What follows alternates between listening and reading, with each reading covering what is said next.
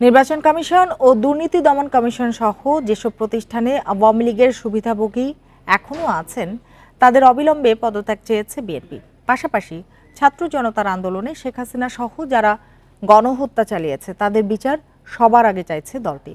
সকালে আলাদা অনুষ্ঠানে এসব কথা বলেন কেন্দ্রীয় নেতারা।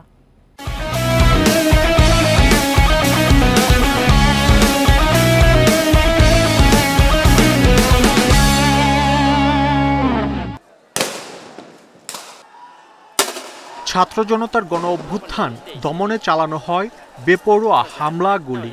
তারপরও ২৩ দিনের আন্দোলনে পতন হয় আওয়ামী লীগ সরকারের। তবে এতে দিতে হয় শিশুসহ নানা বয়সীদের আত্মহতি। সেই হতাহতদের পরিবারকে অর্থ সহায়তা দিচ্ছে বিএনপি।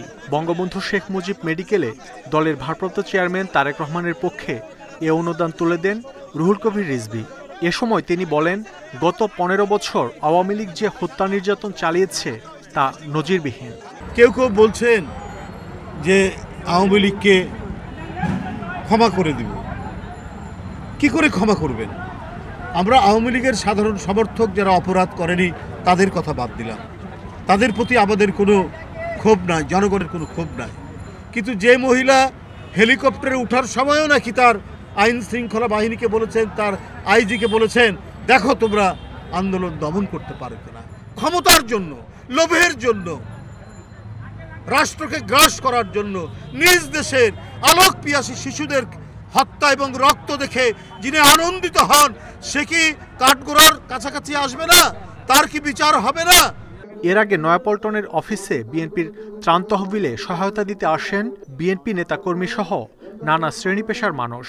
এ সময় দুর্গতদের পাশে থাকার কথা আবারও জানিয়ে দলটির নেতারা বলেন, দেশ স্বৈরাচার মুক্ত হলেও তাদের সহযোগীরা এখনও তৎপর রয়েছে। নির্বাচন কমিশন আজ অবধি নির্লজ্জের মতো বসে আছে। জনরোষ থেকে কেউ রক্ষা পাবে না।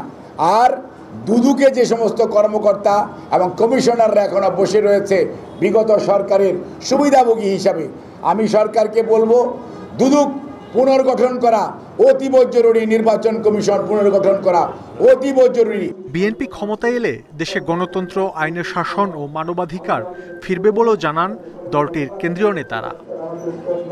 মাহমুদ শরীফ, ইন্ডিপেন্ডেন্ট নিউজ, ঢাকা।